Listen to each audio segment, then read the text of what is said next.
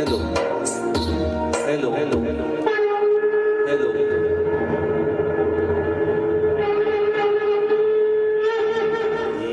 धर्मस्य ग्लानिर्भवति भारत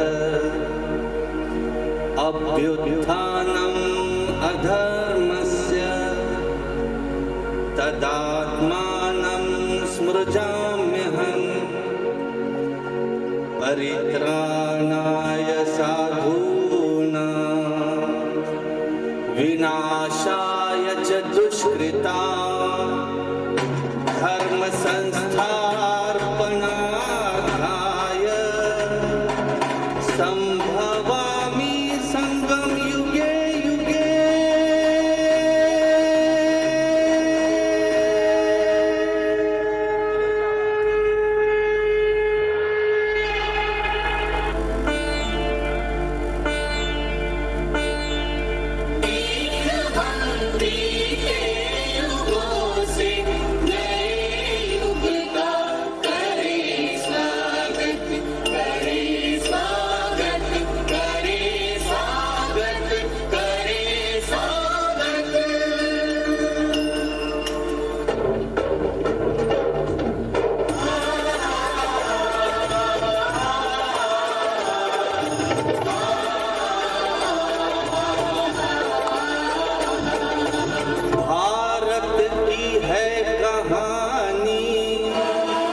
सदियों से भी पुरानी है ज्ञान की ये गंगा।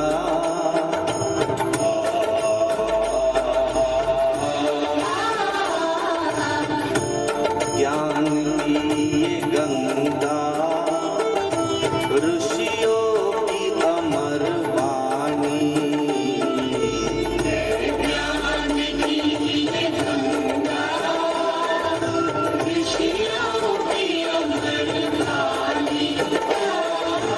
ये विश्व भारती है वीरों की आरती है नित्य नई पुरानी भारत की है कहानी। महाभारत महाभारत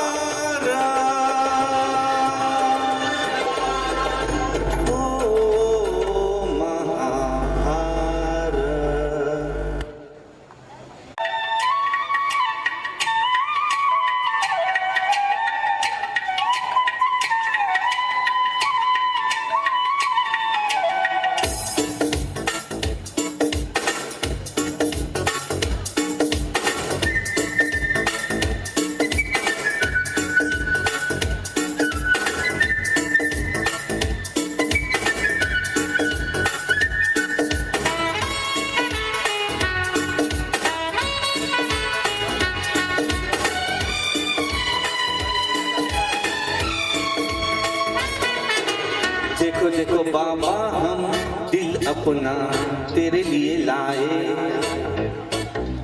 सोचो सोचो दुनिया में क्यों आए, तेरे लिए आए। हे देखो देखो बाबा हम दिल अपना तेरे लिए लाए। सोचो सोचो दुनिया में क्यों आए, तेरे लिए आए। अब तू हमें चाहे, अब तू हमें भूले, हम तो बने रहेंगे तेरे साए। देखो देखो बाबा हम दिल अपना तेरे लिए लाए। सोचो सोचो दुनिया में क्यों आए, तेरे लिए आए। अब तू हमें चाहे, अब तू हमें भूले, हम तो बने रहेंगे तेरे साए। देखो देखो बाबा हम दिल अपना तेरे लिए लाए। ओ सोचो सोचो दुनिया में क्यों आए, तेरे लिए आए। ओ बाबा बाबा बाबा, ओ बाबा बाबा, ओ बाबा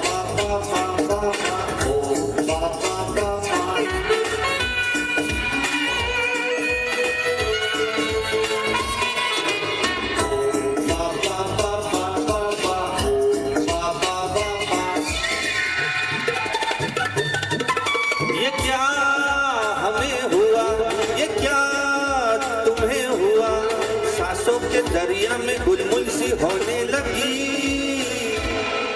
नया है ये समा, समा में है मजा, चाहत को चाहत की शबनम भिगोने लगी। अब और क्या चाहे, अब और क्या देखे, देखा तुम्हें तो दिल से निकली हाय। देखो देखो बाबा हम दिल अपना तेरे लिए लाए, सोचो सोचो दुनिया में क्यों आए, तेरे लिए आए।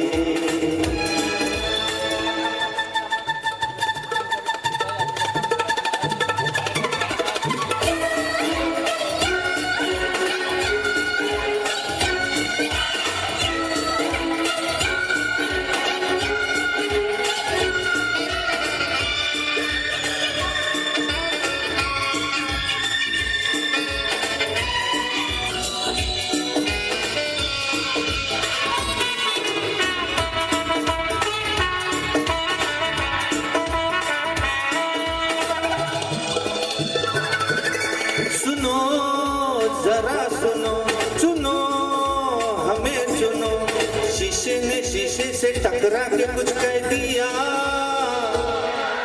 सुना मैंने सुना, चुना तुम्हें चुना, सांसों ने सांसों से कुछ कह दिया। ये पल है यादों के, ये पल मुरादों के, देखा तुम्हें तो दिल से निकली हाय। देखो देखो बाबा हम दिल अपना तेरे लिए लाए, सोचो सोचो दुनिया में क्यों आए, तेरे लिए आए। अब तू हमें चाहे, अब तू हमें भूले, हम तो बने रहेंगे तेरे साए। देखो देखो बाबा हम दिल अपना तेरे लिए लाए, ओ सोचो सोचो दुनिया में क्यों आए, तेरे लिए आए।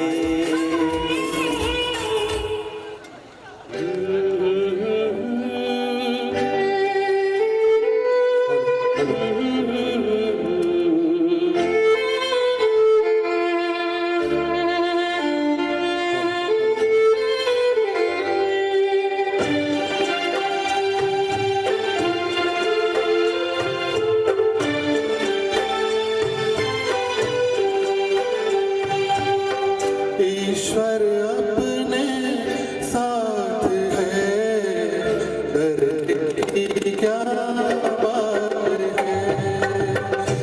ईश्वर अपने साथ है, डरने की क्या बात है। सदा सफलता साथ हमारे, सदा सफलता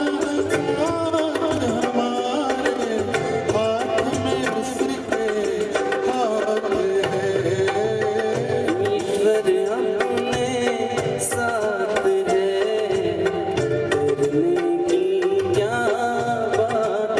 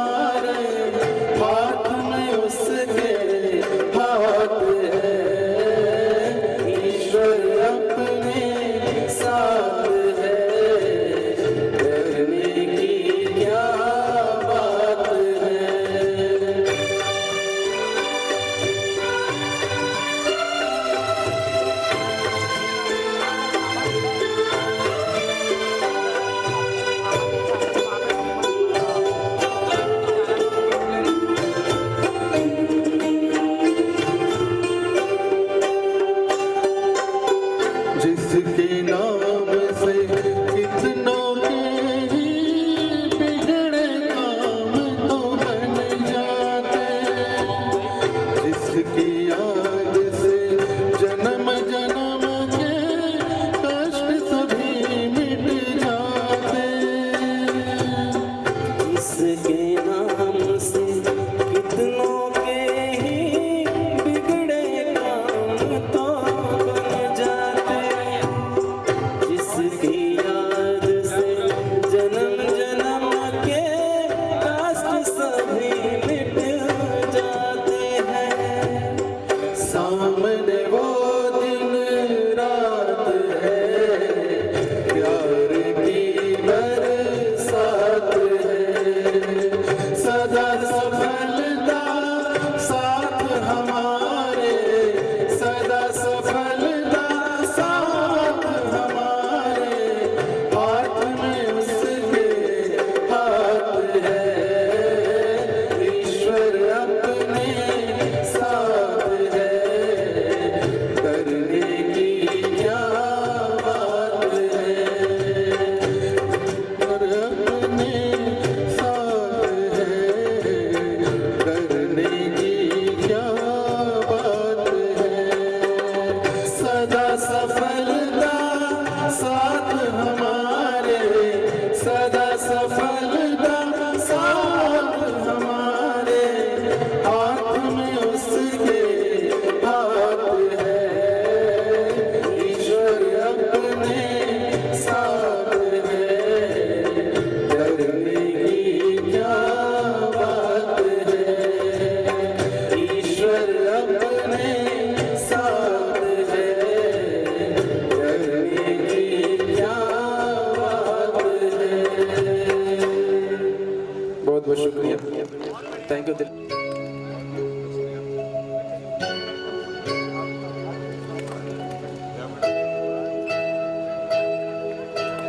एक तेरा साथ, एक तेरा साथ हमको दो जहां से प्यारा है, एक तेरा साथ, एक तेरा साथ हमको दो जहां से प्यारा है, तू है तो हर सहारा है, ना मिले संसार, ना मिले संसार तेरा प्यार है,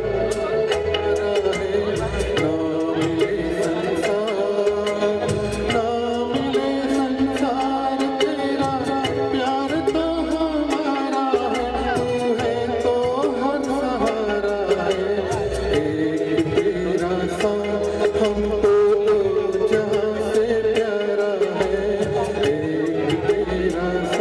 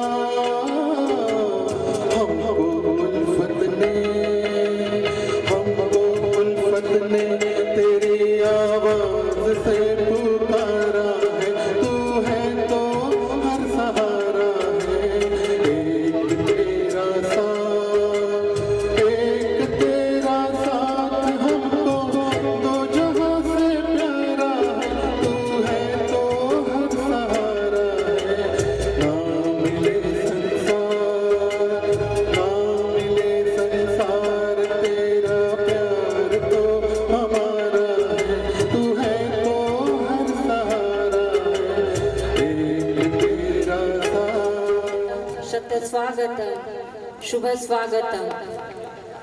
इस सायंकालीन सत्र में पावन पुनीत अवसर पर एक नई शाम आज हम आपके नाम करते हैं।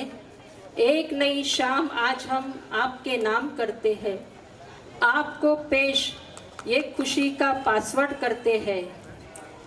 आपको पेश ये खुशी का पासवर्ड करते हैं। आप भी तालियों से स्वागत करो सबका। आप भी तालियों से स्वागत करो सबका। इस कार्यक्रम का हम फिर आगाज करते हैं। इस कार्यक्रम का हम फिर आगाज करते हैं। परम श्रद्धेय, परम सत्ता, परम ज्योति, परम पिता परमात्मा शिव की स्मृति से इस पवित्र प्रांगण में हमारी का अंतर्राष्ट्रीय वक्ता आदरणीय राजयोगिनी ब्रह्मा कुमारी उषा दीदी जी का आगमन हो चुका है। एक बार जोरदार तालियां। हर अनसुना ऐसी इनकी आवाज नहीं, सुनकर करके कोई अनसुना ऐसी इनकी आवाज नहीं, किसी महफिल में छुप जाए ऐसे इनके अंदाज नहीं, मिलकर भूल जाए कोई ऐसे, मिलकर कोई भूल जाए ऐसे इनके अल्फाज नहीं। सूरज से दमकते हैं आप, सूरज से दमकते हैं आप, किसी परिचय के मोहताज नहीं, किसी परिचय के मोहताज नहीं। तालियों का करतब ध्वनि के साथ आपका हृदय के झंकार से स्वागत करते हैं। हर्षित और पुलकित मन से आपका बहुत स्वागत करते हैं। हमारी सम्मानीय अतिथि भी, हमारी परम आदरणीय सब जोन इंचार्ज हमारी सीता दीदी जी भी इस अलौकिक मंच पर है। आप भी महाराष्ट्र जोन सोशल विंग की कोऑर्डिनेटर हैं। आपकी अध्यक्षता में संपूर्ण महाराष्ट्र में प्रोग्राम किए जाते हैं। कला और संस्कृति प्रभाग की आप कोऑर्डिनेटर हैं। तो ऐसे ही आपका भी हम इस भव्य मंच पर बहुत स्वागत करते हैं, सत्कार करते हैं, अभिवादन करते हैं। और अमरावती अंबा नगरी में हमारे आज के इस दिव्य भव्य कार्यक्रम के सम्मानीय अतिथि कुछ इस प्रकार के हैं। लाल साहिब जी, आपको भी हम मंच पर आमंत्रित करना चाहते हैं। आप भी अपना स्थान मंच पर ग्रहण करेंगे। आप आएंगे। नानक जी आहूजा संचालक है प्रतिदिन अखबार अमरावती। चंद्र कुमार जाजोदिया जी, आप भी प्रसिद्ध और श्रेष्ठ और ज्येष्ठ समाज सेवक है। आप भी अपना स्थान ग्रहण करेंगे। तालियां बजती रहे, करतब ध्वनियां कम न होनी चाहिए। हमारे नानक भाई नेभनानी जी, आप भी अपना स्थान ग्रहण करें। विनोद भाई जी कलंत्री, आप भी इस सम्मानीय मंच पर अपनी उपस्थिति दर्शाएंगे। डॉक्टर आशीष मालू जी, माननीय स्नेहा सचिन कलंत्री जी, आप भी अपना स्थान मंच पर ग्रहण करेंगे।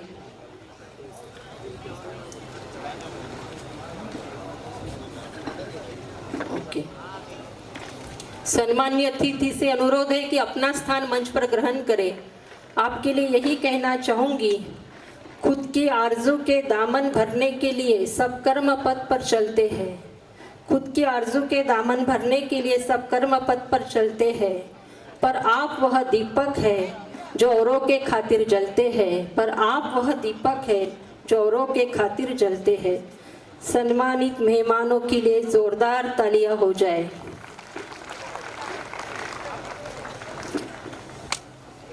अभी हमारे आदरणीय लप्पी भाई जी से अनुरोध है कि हमारी ज्येष्ठ और श्रेष्ठ हमारी जो राजयोगिनी उषा दीदी जी है, जो इंटरनेशनल ओरेटर है, प्रमुख वक्ता के स्वरूप में है, आपका मैं थोड़ा सा संक्षिप्त परिचय देना चाहूंगी।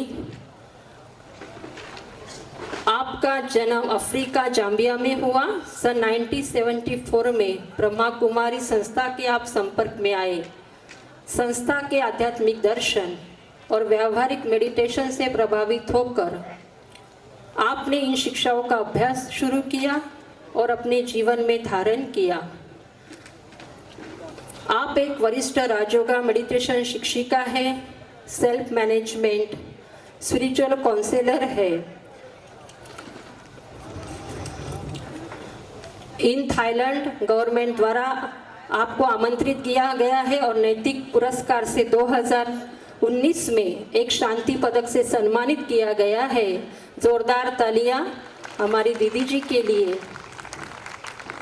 2019 में अमेरिका के लॉस एंजल्स में आध्यात्मिक कल्याण के राजदूत के रूप में भी आपको सम्मानित किया गया है।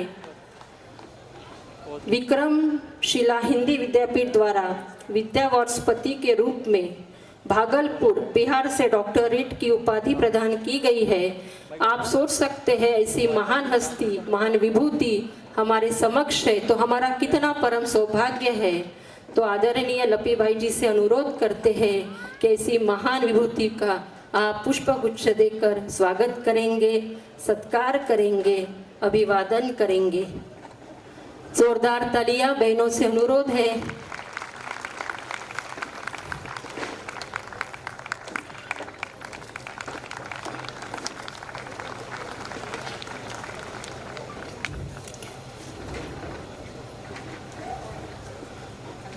नानक भाई लेबनानी,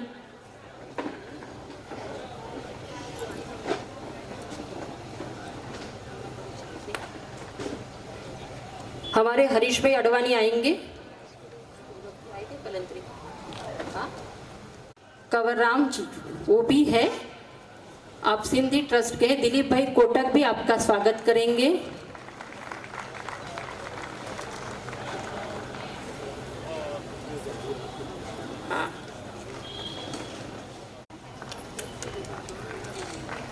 हमारी स्नेहा ताई का स्वागत हमारी आदरणीय दीदी जी करेंगे।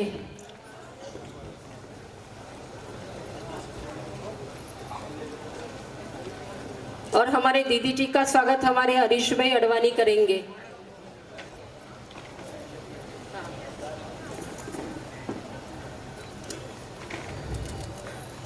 आगे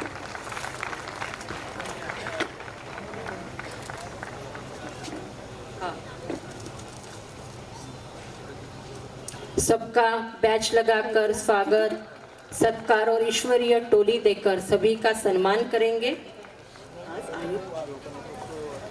हमारा बहुत परम सौभाग्य है कि हमारे बीच में हमारे अमरावती अंबा नगरी के माननीय श्री रविभाऊ राणा जी आमदार बडनेरा अमरावती से आए हैं। आपका भी इस प्रांगण में तहे दिल से हम स्वागत करते हैं, सत्कार करते, अभिवादन करते हैं और आपसे नम्र अनुरोध है कि आप जहां भी है मंच पर आने का प्रयास करें।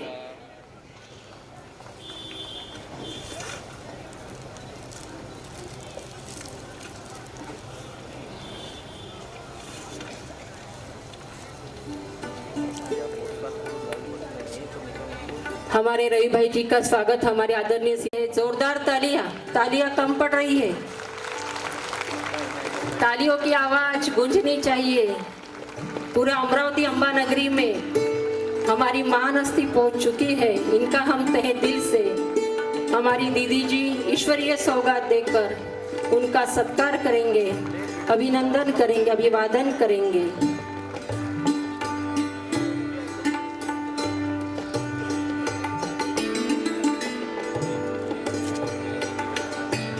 नानक जी आहूजा भी आएंगे जो दीदी का स्वागत करेंगे। हमारे हरीश भाई भी साथ रहेंगे। जहां भी है आप मंच पर आएंगे।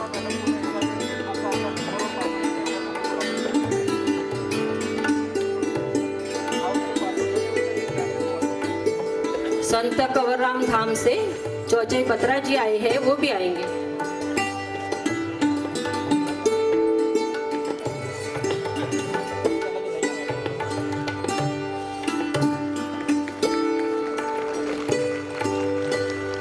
विनोद कलंत्री जी आप भी अपना स्थान मंच पर ग्रहण करेंगे।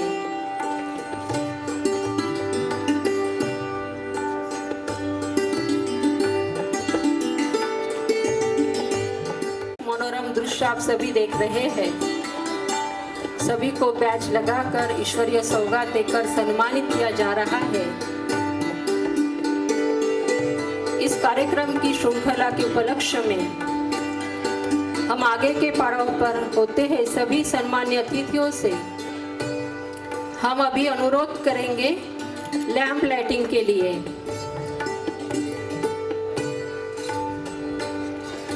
स्वागत सत्कार के पश्चात दीप प्रज्वलन एक भारतीय संस्कृति का प्रकाश संपूर्ण धरा पर उजागर करने के लिए दीप प्रज्वलन के लिए समक्ष आएंगे आज के हमारे सम्मान्य अतिथि।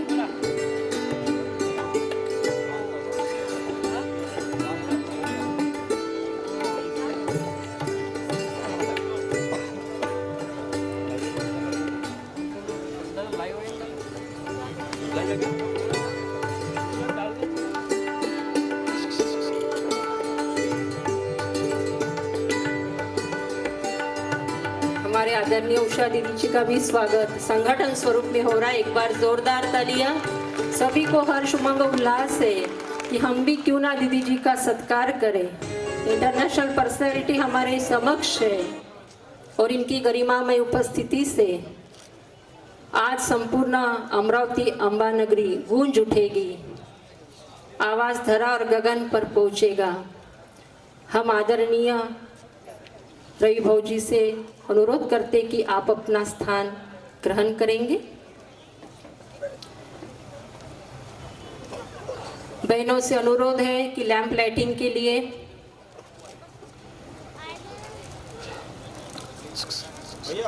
अरे मदद यूं ना कर रहे रोहित। अरे बेटा लाइट चालू है रे, ध्यान रखो थोड़ा। स्क्रीन पे नहीं दिख रही है तुम।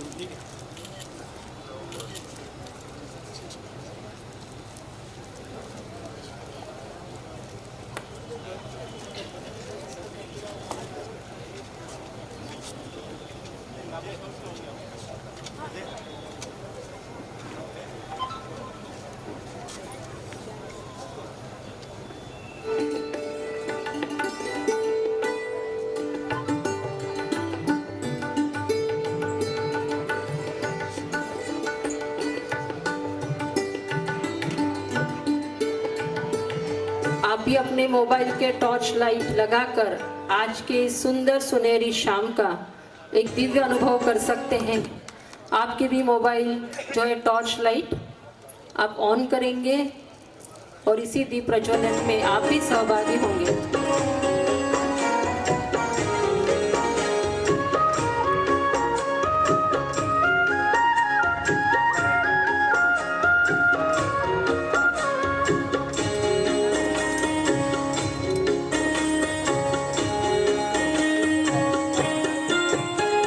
शुभ संकल्पों के दीप जलाए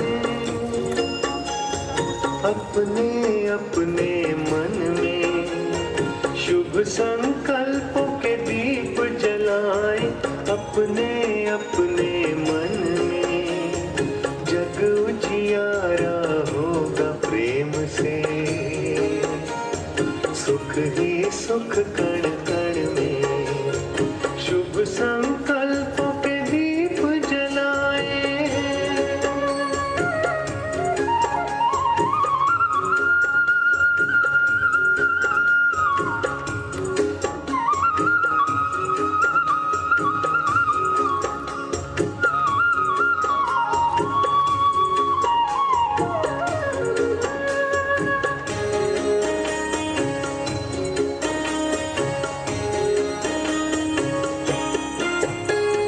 परिवर्तन की है ये बेला,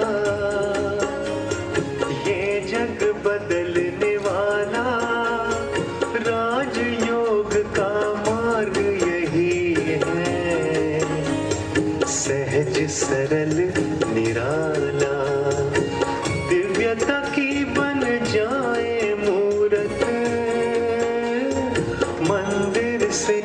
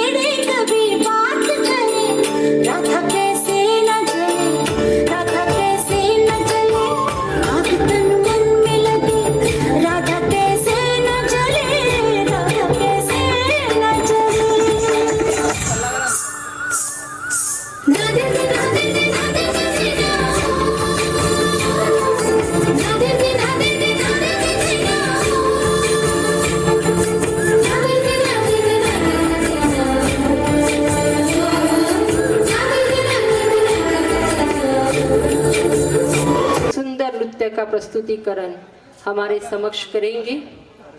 कुमारी अनुक्षा से अनुरोध है किया है हमारे रवि भाऊजी उसको भी पुष्पगुच्छ देकर सम्मानित करेंगे। उसके कला के आविष्कार के लिए जोरदार तालियां। अभी इस कार्यक्रम के उपलक्ष्य में आज कुछ नए लोग भी इस दिव्य सभा में उपस्थित है।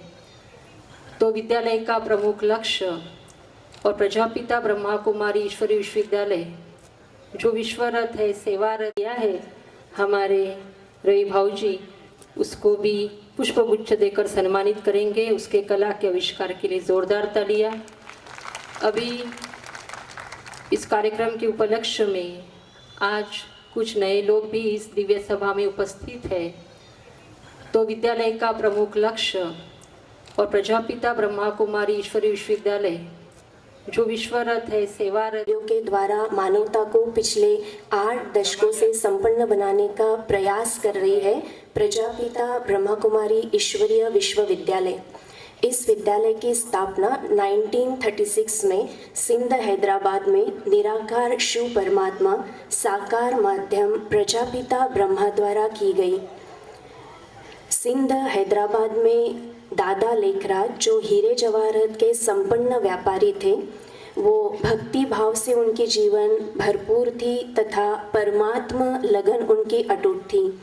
इसी के फलस्वरूप 60 साल की आयु के बाद परमात्मा के दिव्य अलौकिक साक्षात्कार तथा दिव्य अनुभव उनको होने लगे तथा समय और समय परिवर्तन के संकेत परमात्मा द्वारा उन्हें प्राप्त होने लगे। आत्मज्ञान, परमात्मा ज्ञान और नई सतयुगी सुख शांति में दुनिया के साक्षात्कार और अनुभव उन्हें प्राप्त हुए और इसी नई सतयुगी सुख शांति में दुनिया को स्थापन करने के निमित्त उन्हें बनाया गया और उनका कर्तव्यवाचक नाम रखा गया प्रजापिता ब्रह्मा। ब्रह्मा बाबा ने इस संस्था की भागदौड़ या जो भी निमित्त बनाया, नारी शक्ति को निमित्त बनाया और बहनों और माताओं को इस संस्था को संभालने के लिए, नेतृत्व करने के लिए निमित्त बनाया गया। पार्टीशन के बाद 1950 में ये सभी ब्रह्मावत्स माउंट आबू राजस्थान में स्थलांतरित हुए और उसके बाद संस्था में भारत देश विदेश में संस्था की सेवाएं आरंभ हुई। 1969 में संस्था के संस्थापक ब्रह्मा बाबा इन्होंने अपना देह का त्याग किया और वो अव्यक्त हो गए। उसके बाद संस्था का कारोबार आदरणीय दादी प्रकाश मणि जी ने संभाला। उनके कुशल नेतृत्व में संस्था 140 देशों में 8,500 से भी ज़्यादा सेवा केंद्रों द्वारा राजयोग मेडिटेशन प्रशिक्षण निःशुल्क उपलब्ध कराती है तथा देश विदेश में संपूर्ण विश्व में इस संस्था के द्वारा राजयोग मेडिटेशन शिविर, कॉन्फ्रेंस और विभिन्न प्रोग्राम होते ही रहते हैं। 1981 में यूनाइटेड नेशन संयुक्त राष्ट्र संघ द्वारा इस संस्था को गैर सरकारी संगठन NGO के रूप में सदस्यत्व प्राप्त है तथा संस्था ने जो मानव कल्याण के लिए, मानवता की सेवा के लिए कार्य किया, उसके लिए यूनाइटेड नेशंस द्वारा संस्था को 7 शांति पुरस्कार से भी सम्मानित किया गया है। समाज के विभिन्न वर्गों तक ये आध्यात्मिक ज्ञान पहुँचे, इसके लिए संस्था के द्वारा 20 विंग्स की स्थापना की गई, जिसमें IT wing, engineering wing, political wing, social wing, महिला wing, youth wing, medical wing आदि विंग्स हैं और इन विंग्स के द्वारा अलग अलग विभागों की सेवाएं की जाती है। उसमें से मेडिकल विंग द्वारा नशा मुक्ति अभियान जो पूरे भारत वर्ष में इसके प्रोग्राम्स किए जाते हैं, जिसका लॉन्चिंग अमरावती सेवा केंद्र से ही हुआ था और इस नशा मुक्त अभियान के लिए महाराष्ट्र शासन द्वारा इस संस्था को 5 बार सम्मानित भी किया गया है।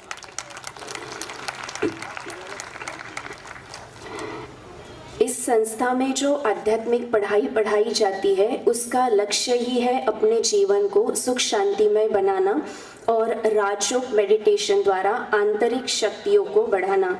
वर्तमान समय मुख्य प्रशासिका के रूप में राजयोगिनी दादी रतन मोहिनी जी जो इस संस्था को संभाल रहे हैं, और उन्होंने अभी अपने उम्र की 101 आयु कंप्लीट की है, और इतने उम्र के बावजूद भी वो इस संस्था को निर्विघ्न रूप से चला रहे हैं। यहाँ पर हर धर्म, जाति, भाषा, आयु की व्यक्ति इस ईश्वरीय ज्ञान को स्वयं से लाभान्वित कर सकती है। अब तक विश्व में 10 लाख से भी ज़्यादा भाई बहनें नियमित रूप से राजयोग का अभ्यास कर रहे हैं और वसुधैव कुटुंबकम की भावना द्वारा वैल्यू बेस्ड सोसाइटी, मूल्यनिष्ठ समाज के निर्माण के लिए निमित्त बन रहे हैं। ओम शांति। हमारी परम आदरणीय सीता दीदी जी की अध्यक्षता में हुआ है, तो दीदी जी से विनम्र अनुरोध है कि आप इस कार्यक्रम का लक्ष्य और उद्देश्य स्पष्ट करेंगे। फिर इसके बाद आप जिसके लिए आतुर है वो क्लास ज़रूर होगा।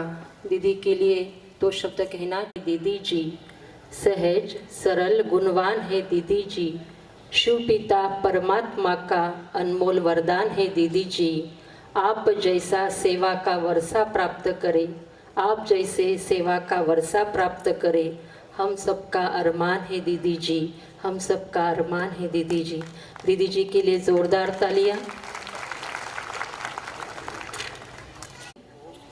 आप बड़े प्यार से बोलेंगे ओम शांति, ओम शांति, ओम शांति।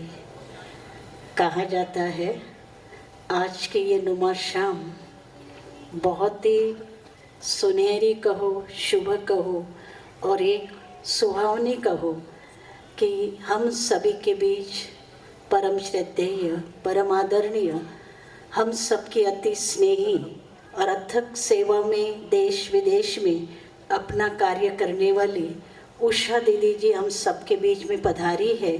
और उस परम पिता परमात्मा का एक सुंदर फरिश्ता है, पवित्र फरिश्ता। उनके जोरदार तालियों से हम आपके अमरावती जिले के तरफ से स्वागत करते हैं, स्वागत करते हैं, स्वागत करते हैं। बाजू में बैठे हमारे संत कंवर राम जी जो हमारे बहुत ही स्नेही प्यारे, आप भी यहाँ इस कार्यक्रम में आकर आपने शोभा बढ़ाई। आपका भी तहे दिल से इस विद्यालय की तरफ से स्वागत है, स्वागत है, स्वागत है। साथ हमारे अति स्नेही और शुरू से लेकर हमारे प्यारे आमदार जी, और आप सबको मालूम है कि एक युवा होने के नाते और आज जो भी अमरावती के अंदर में प्रचार प्रसार और एक सुंदर कार्य आपने यहाँ पर किया है और कर रहे, इसलिए पुनश्च अभी भी आमदार के रूप में दीदी जी आप दोबारा चुनकर आए हैं, इसलिए 4 बार, इसलिए जोरदार तालियां 4 बार हम आपका बहुत बहुत तहे दिल से अभिनंदन, अभिनंदन, अभिनंदन। और बहुत विद्यालय से उनका गहरा प्यार है। जो कुछ भी हमें कुछ प्रॉब्लम बातें आई तो बहुत सारा सहयोग आपसे हमको मिलता रहा, और अभी भी हमें अभिलाषा है और भी कार्य के लिए आपके हाथ तो आगे बढ़ते ही है और कदम से कदम आगे बढ़ाते ही है। हमारे दीदी जी के बाजू में बैठे हुए हमारे आदरणीय लप्पी भाई जी, जिनको प्यार से कहा जाता है चंद्र कुमार जी जजोदिया, नाम भी कितना सुंदर है। चंद्रमा की शीतलता आपके जीवन में है, उदारता भी है और बहुत बड़ा दिल है। सही बात अगर देखा जाए तो आज के इस कार्यक्रम के लिए हमारे साथ साथी बनकर के हमारे आदरणीय जजोदिया भाई जी और दूसरे हमारे हरीश भाई जी अडवाणी जी, जो भी यहाँ इस कार्य के साथ आज इस कार्यक्रम का जो हमने आयोजन किया है, उन दोनों का भी इसके अंदर में तहे दिल से बहुत बड़ा सहयोग है। जोरदार तालियां। और जिस स्थान पर हम बैठे हैं हमारे नानक भाई जी आहूजा जी, जो बहुत प्यार है। शुरू से हम तो पहले नए यहाँ पर आए थे, आपके साथ हमारी मुलाकात हुई और तभी से लेकर आप इस सेवाओं में बहुत सारा योगदान देते और आज भी इस प्राइम पार्क के अंदर में हमने तो और जगह चूज किया था, लेकिन कहा जाता है उनका भाग्य कुछ और ही है। और मधुबन की ऐसी पवित्र हस्ती आपके प्रांगण में यहाँ आई और आपके प्रांगण को क्या कर दिया, एक पवित्र शुद्ध। तो जोरदार तालियां हमारे नानक भाई जी के लिए। और हमारी बहन जी बैठी है, भाई जी भी बैठे, उनके बाजू में भी और अन्य हमारे सारे आज आदरणीय सम्माननीय अतिथिगण आए हैं। तो उन सभी के लिए हम एक ही साथ जोरदार तालियां, क्योंकि दीदी जी का सुनना है और आगे और भी कार्यक्रम जो थोड़ा सा रहा वो हम पूर्ण करेंगे। तो मेरा कहने का भाव, आज के इस कार्यक्रम का जो प्रयोजन वैसे तो कुछ मंचित नहीं था। बाजू में हमारा अंजनगांव सुरजू है, गजेंद्र भाई जी जो विद्यालय के विद्यार्थी है और यहाँ से हर कार्य के साथ जुड़े हुए। हमारी दीदी जी 24 तारीख से ही आपके अमरावती जिले में आपने कदम रखा है। 24, 25, 26 वहाँ कार्यक्रम के साथ 27 और 28 आज अमरावती है, कल हमारा मोर्शी होगा जहाँ पर आप अपना कार्य करेंगे। और आज विशेष रूप से 2.5 एकड़ के साथ हमारी महाराष्ट्र जोन के संचालिका आदरणीय संतोष दीदी जी, जिन्होंने विधिवत हनुमानगढ़ी के अंदर में उद्घाटन किया और उस भूमि का उन्होंने नाम रखा तपस्या भवन। एक छोटा होता, उन्होंने कहा तपस्या धाम। तो संत कंवर राम जी वहाँ पर ही बैठे हुए हैं और वहाँ ही उन्होंने तपस्या धाम का जो नाम दिया है। और हमारा एक संकल्पना है कि वहाँ पर 5000, जैसे यहाँ देख रहे कितनी अच्छी सभा लग रही है हमारी प्राइम पार्क के अंदर में, तो इस तरह से 5000 का हॉल बने और हमारा माउंट आबू जहाँ चारों धाम वहाँ पर रखे हुए हैं और सारे विश्व की आत्माएं वहाँ पर जाती है। लेकिन कई गरीब होते, कभी साल में जाते, कहीं नहीं भी जा पाते, तो उन सब के लिए ऐसा एक स्थान चारों धामों का यहाँ बने और वहाँ पर वो आत्माएं गरीब छोटे बड़े सभी आकर के उसका लाभ ले। इसी भावनाओं के साथ आज इस तपस्या गढ़ी के लिए हम सभी ने कदम रखे। उसमें पहला तो योगदान हमारे बाजू में हमारे आदरणीय हमारे आमदार रवि भाई जी भी है, हमारे लप्पी भाई जी भी है और आगे जैसे जैसे हम बढ़ते गए हमारे हरीश भाई जी, फिर उसके बाद हमारे सच्चिदानंद भाई जी के जिन्हों के एक सहयोग से, स्नेह भाव से, सद्भावना से जो सोचा था। क्योंकि यहाँ अमरावती में 1979 में मैं आई, कदम रखा, एक टीम के साथ हम एक झोपड़ी में रह कर के ही सेवाओं की शुरुआत की। लेकिन आपकी अमरावती नगरी है, बहुत प्यारी है, तपस्या की विनोबा भावे यहाँ तक जो अर्धा के साथ जुड़े हुए। लेकिन यहाँ तो हमारे गाड़गे बाबा है ना, संत टुकड़ो जी महाराज, ऐसी एक भूमि है और ये तपस्या की भूमि है, तपस्वियों की भूमि है। इसलिए इस विद्यालय का जो आज यहाँ पर यूनिवर्सिटी है, उस यूनिवर्सिटी का नाम भी क्या रखा गया, गाड़गे बाबा यूनिवर्सिटी। तो ऐसे स्थान पर आप सबके तरफ से ये 4.5 एकड़ जमीन पर ऐसा एक सुंदर जो सभी के लिए आध्यात्मिक ज्ञान राज्यों प्रशिक्षण के साथ और बिना मूल्य, इस विद्यालय के अंदर में कोई भी प्रकार का मूल्य हम लेते नहीं, ऐसे बिना मूल्य यहाँ जो एजुकेशन दिया जाता है व्यसन मुक्ति के लिए बारे में जो अब आपने सुना, इस विद्यालय से हमने 2013 जहाँ पर ये 1913 ये सारा कार्यक्रम किया, तो अवार्ड भी यहाँ पर मिला। माना इस विद्यालय में चलने वाला हर एक विद्यार्थी इन सब बातों से अपने आप के अंदर में व्यवहारिक जीवन में भी परिपक्व होता और तभी हम दूसरों को ले दे सकते। अगर हम खुद करते रहे और दूसरों को कहे तो उसका अल्पकालीन प्रभाव पड़ता है आज उनके जीवन में। तो ऐसे कहने का भाव या हजारों के करीब नहीं या लाखों के करीब इस विद्यालय के विद्यार्थी बन चुके हैं और आप सभी भी इस विद्यालय में जरूर अपना कदम रखेंगे। और जो हनुमानगढ़ी अभी जो भी आगे बनने वाली है जिसमें आप सबका योगदान होगा, इसी शुभ भावना और शुभकामना के साथ मैं आपसे आज पुनः अपने शब्दों को विराम देती हूँ और हमारी दीदी जी का आपके इस अमरावती जिले के अंदर में और प्राइम पार्क के अंदर में जोरदार तालियों से अभिनंदन अभिनंदन अभिनंदन। शांति जी सुंदर अनमोल मांगलिक वचन से और अनुभव की गुह्यता से आपने अपने अनमोल शब्दों को हमारे समक्ष रखा। जिस घड़ी का हमें इंतज़ार है वो अनमोल घड़ी आ चुकी है। जीवन में खुशी सबको चाहिए, परंतु वर्तमान समय में इसका पासवर्ड गुम हो गया है। तो आज एक सुंदर विषय का विवेचन लेकर, दिव्य विचारों का विवेचन लेकर हमारे समक्ष है हमारी परम श्रद्धेय परम आदरणीय राजयोगिनी उषा दीदी जी। बस 2 लाइन कहना चाहती हूँ दीदी जी के लिए, फिर डायरेक्ट माइक हैंड ओवर करती हूँ। पावन स्नेह की प्रतिमा है आप, ज्ञान एवं रस की पावन सरिता है आप। दृष्टि में जिनके ऊर्जा का आदित्य है, दृष्टि में जिनके ऊर्जा का आदित्य है, ओजस्वी वाणी में जिनके दिव्यता का अनुपम लालित्य है, ऐसी हमारी माँ शिव स्वरूपा आदरणीय दीदी जी मानव मूल्य प्रत्यारोपण करने, विश्व कल्याणकारी, जगत नियंता, सर्वशक्तिमान निराकार परम पिता परमात्मा शिव के सभी प्रिय संतान, सम्मानित मंच, आदरणीय सीता दीदी जी, मेरे सम्मानित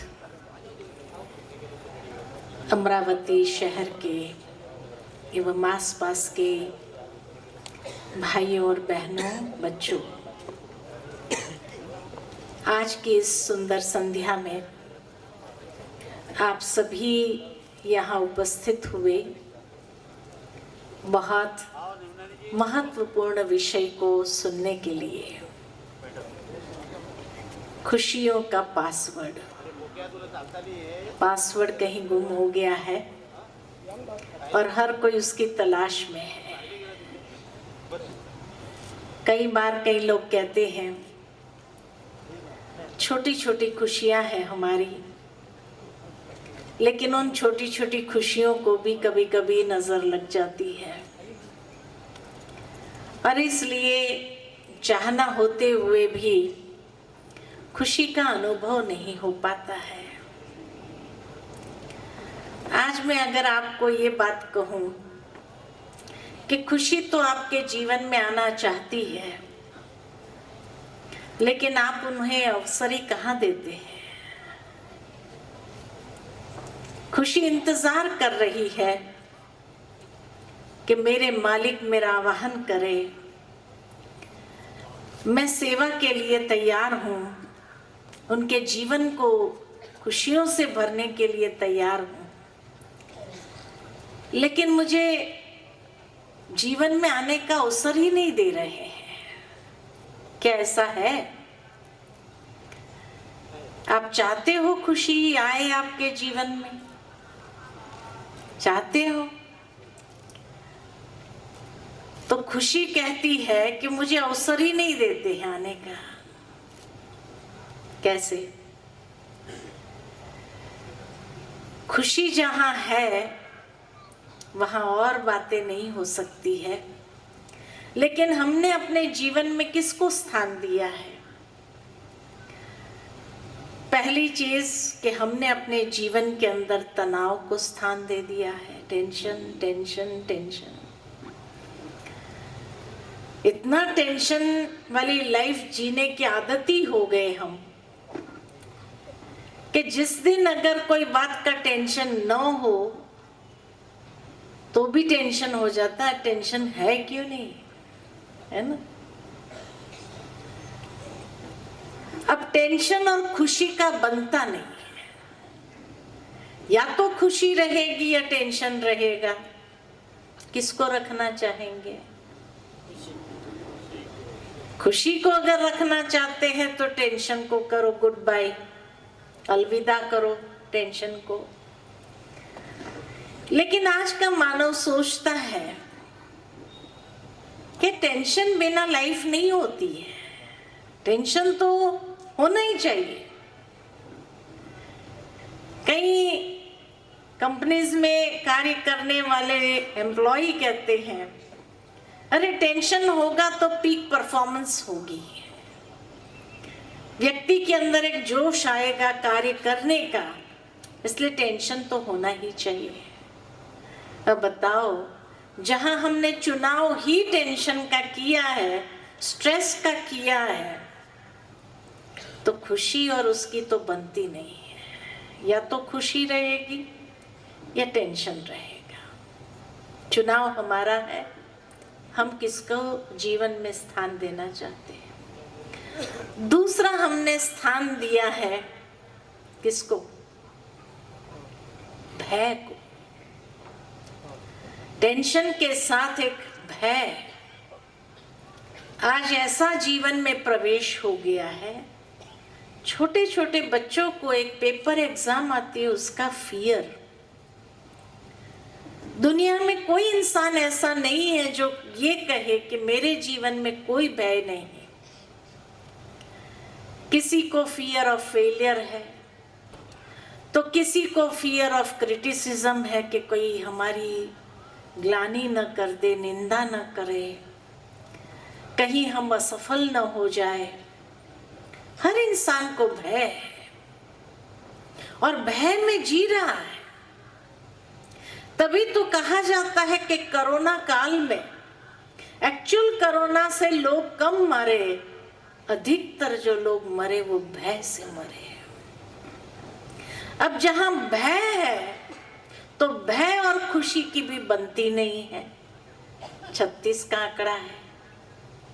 किसको स्थान देना चाहते हैं, भय को या खुशी को? क्या कहेंगे? अगर खुशी को स्थान देना चाहते तो भय को करे अलविदा, उसको गुड बाय करो। और तीसरा, हमने स्थान दे दिया है किसको? किसको स्थान दे दिया है? तीसरा हमें स्थान दे दिया है क्रोध को, आवेश को। छोटी छोटी बातों में भी आज लोगों को गुस्सा आ जाता है। कहते भी है कई बार कई लोग, पहले मुझे इतना गुस्सा नहीं आता था, आजकल बहुत गुस्सा आता है। अब गुस्से की और खुशी की भी बनती नहीं है। किसको स्थान देना चाहते हैं?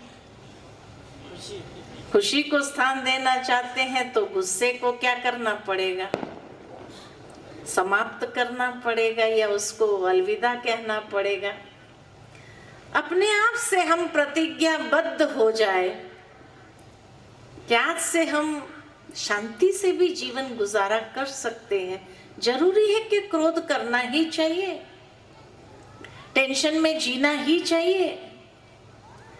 मालूम है जहां डॉक्टर्स भी कहते हैं कि 70 to 80% जो बीमारियों का कारण है वो स्ट्रेस है, तो क्यों स्ट्रेस को पाल करके अपने हेल्थ को भी खराब कर रहे हैं। जहां खुशी से जो कार्य होता है वो तनाव से नहीं होता है, गुस्से से नहीं होता है, अहंकार से नहीं होता है। कोई डर से कार्य कर भी ले लेकिन दुआएं नहीं दे सकता है। और खुशी हमारी वास्तविकता है। एक बच्चा जब पैदा होता है नेचुरल मुस्कुराता है, ये हमारी ओरिजिनल आइडेंटिटी है। लेकिन जैसे जैसे इंसान बड़ा होता जाता है उस ओरिजिनल आइडेंटिटी से हम बहुत दूर चले जाते हैं। आज खुशी में रहना है तो लाफिंग क्लब्स ज्वाइन करना पड़ता है, बगीचे में जाके हंसना पड़ता है, और बगीचे में हंसकर आए और घर में वही टाइट चेहरा लेकर के चल रहे हैं। घर में अगर मुस्कुरा भी दिए ना तो सबसे पहले तो घर वाले पूछते हैं क्या बात है, आज इतना मुस्कुरा कैसे रहे हैं। और मान लो कि हम अपनी खुशी का रहस्य बताना नहीं चाहते हैं और कह दिया बस ऐसे ही, क्यों खुश नहीं रह सकते, तो घर वाले क्या कहेंगे? अब ठीक हो ना। How can you smile without a reason? आप जीवन के अंदर बिना वजह मुस्कुरा कैसे सकते हो? या तो आप नॉर्मल नहीं है। ये आज की परिभाषा हो गई कि इंसान खुश रहना चाहता है, लेकिन एक डर है कहीं लोगों ने मुझे एबनॉर्मल ना कह दिया तो। अब बताओ कि जब ऐसी उल्टी दुनिया हो जाए और वहां फिर भी हम पासवर्ड ढूंढ रहे हैं खुशी का, पासवर्ड दे भी दूं मैं आपको, तो क्या खुशी में रह पाएंगे? आज अगर ऑफिस में व्यक्ति जाता है मुस्कुराता हुआ चेहरा लेकर के, तो वहां कार्य क्षेत्र पर लोग आश्चर्यचकित हो जाते हैं, क्या बात है, आज सर बहुत खुश है, जो काम करवाना है करवा लो, छुट्टी पास करवानी है, जो करवाना है करवा लो, आज बंदा खुश है, कर देगा। लोग एडवांटेज लेना चाहते हैं, इसलिए भी व्यक्ति टाइट होकर के चलता है। अब बताओ, जहां ऐसी लाइफस्टाइल अगर ले ली हो तो वहां खुशी कैसे आ सकती है? कितना भी पासवर्ड मिल जाए तो भी खुशी आने ही नहीं दे रहे हैं हम उसको। एक बहुत सुंदर कहानी याद आती है मुझे कि एक बार 3 बुजुर्ग थे। 3 बुजुर्ग जा रहे थे, अचानक बर्फ गिरने लगी, बर्फीला तूफान जैसे आ रहा था। तो तीनों बुजुर्ग ने सोचा ये बस स्टॉप पर चारों तरफ कांच लगा हुआ है, अंदर जाकर के बैठ जाते जब तक बर्फ रुक जाए, कि बर्फीला तूफान खत्म हो, फिर आगे जाएंगे यात्रा पर। तो तीनों बुजुर्ग उस बस स्टॉप पर जाकर के बैठ गए। बस स्टॉप के सामने एक बंगला था। बंगले की मालकिन ने सोचा शाम हो गई है, बर्फ गिरनी आरंभ हो गई है, बर्फीली हवाएं चल रही है, सब खिड़की दरवाजे बंद कर देती हूँ, पर्दे लगा देती हूँ। और जैसे वो खिड़की दरवाजे बंद कर रही थी, पर्दे लगा रही थी, कि उसकी नजर पड़ी सामने बस स्टॉप पर। ये तीनों बुजुर्गों को देखा तो उसके मन में दया भावना आ गई कि इतनी बर्फीली हवाएं चल रही है, ये बुजुर्ग तो बेचारे रात भर अगर ऐसे बैठे रहे तो ठिठुर जाएंगे। तो उसने घर में आकर के, सभी बैठे थे, तो कहा कि बस स्टॉप पर 3 बुजुर्ग बैठे हैं और बर्फीली हवाएं चल रही है, बर्फ गिर रही है, क्या करें? तो उसके पति ने कहा तीनों बुजुर्ग को बुला लो, अपना एक कमरा है बाहर, वहां हीटर लगा देंगे और गद्दे लगा देंगे, उनको आराम करने का मन होगा तो आराम कर लेंगे, सुबह चले जाएंगे, फिर जहां जाना होगा बुला लो उनको। तो वो महिला बाहर आकर के तीनों को इशारा करती हो कि आप इधर आ जाओ।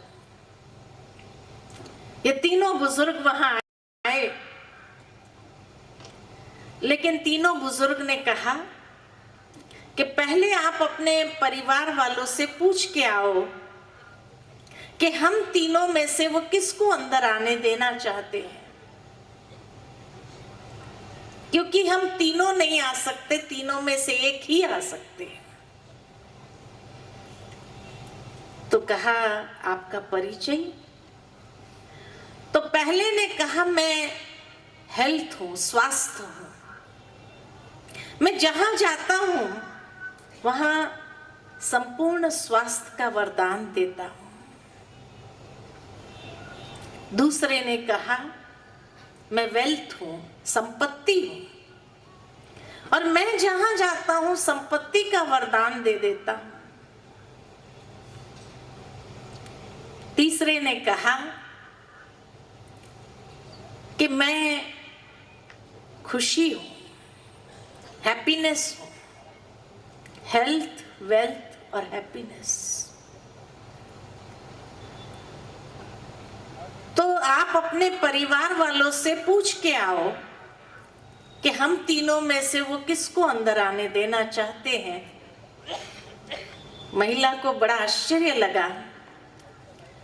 उसने जाकर के ये विचित्र बात सुनाई कि ये तीनों बुजुर्ग जो है, एक हेल्थ है, एक वेल्थ है, एक हैप्पीनेस है, और वो कह रहे हैं कि हम तीनों में से एक ही आ सकते हैं आपके यहाँ, और उसका वरदान हम दे देते हैं। तो इसीलिए आप पहले ये चुनाव करो कि किसको आने देना चाहते हैं। बुजुर्ग माँ बाप थे, कहने लगे बहू हेल्थ को बुला लो, स्वास्थ्य को बुला लो, हमारा स्वास्थ्य ठीक हो जाएगा तो कम से कम हाथ बटाएंगे आप लोगों के कामों में। वहां पति, उसका देवर और परिवार के जो दूसरे सदस्य थे कहा, अरे संपत्ति को बुला लो, आजकल कितने खर्चे हो गए हैं, संपत्ति का वरदान मिल जाएगा तो कम से कम आपकी हेल्थ को तो हम ठीक करा ही देंगे, संपत्ति को बुलाओ। आर्ग्यूमेंट चल रही थी कि बुजुर्ग माँ बाप कहे हेल्थ को बुलाओ, कहे संपत्ति को बुलाओ। वहां बच्चे खेल रहे थे, छोटे छोटे बच्चों ने कहा क्यों ना हम हैप्पीनेस को बुलाएं। एक ऐसा सन्नाटा छा गया घर में, किसको बुलाना चाहिए। आखिर सबने फैसला किया कि बच्चों ने जो कहा ना उसी को बुला लो। महिला बाहर आई और उसने कहा कि आप तीनों में से जो हैप्पीनेस है, खुशी है, वो हमारे घर में आ जाए। खुशी आई तो उसके पीछे पीछे स्वास्थ्य भी आया और उसके पीछे पीछे संपत्ति भी आने लगी। महिला ने कहा आपने तो कहा एक ही आ सकते हैं, अभी तीनों कैसे आए। कहा अगर आपने स्वास्थ्य को चुना होता तो सिर्फ स्वास्थ्य ही आता, अगर आपने संपत्ति को चुना होता तो सिर्फ संपत्ति ही आती। लेकिन आप लोगों ने बहुत सही चुनाव किया, जहां खुशी होगी वहां स्वास्थ्य भी ठीक हो जाएगा और संपत्ति भी अपने आप वहां पहुंच जाएगी, लक्ष्मी भी वहां पहुंच जाएगी। तो हम भी अपने जीवन में किसका चुनाव कर रहे हैं। कभी कभी हम भी सिर्फ स्वास्थ्य का चुनाव करते हैं, कभी सिर्फ संपत्ति के पीछे भाग रहे हैं। लेकिन सही चुनाव है कि खुशी का चुनाव करो।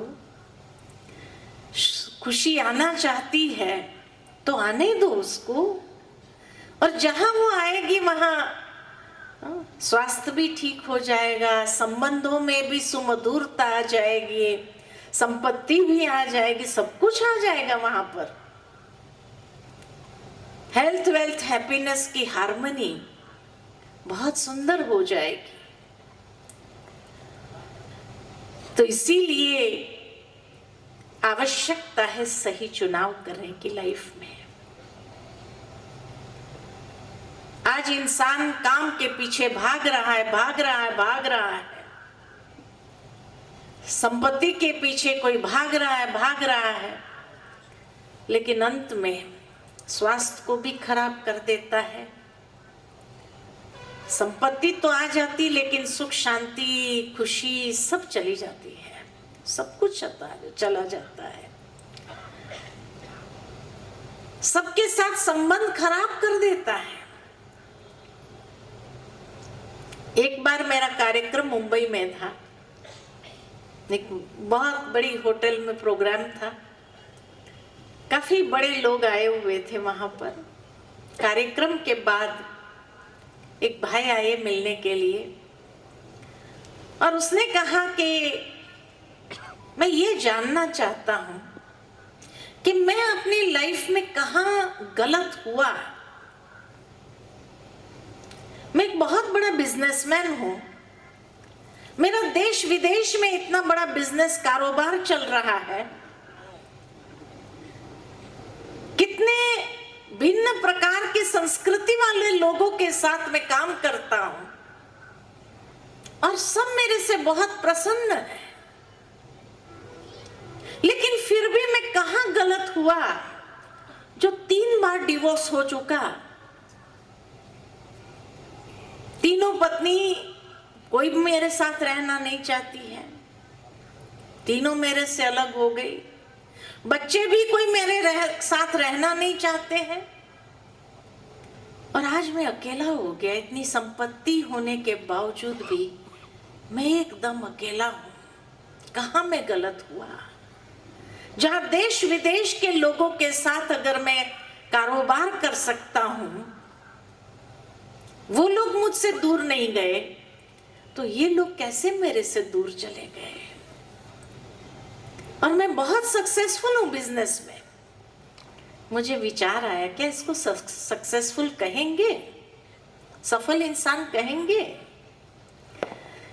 हो सकता है बिजनेस में वो सफल हुआ हो, लेकिन जहां कोई संबंध उसके साथ में नहीं रहा, कोई बच्चे नहीं रहे, आज वो अकेला है अपने जीवन में, क्या उसको सफल कहेंगे?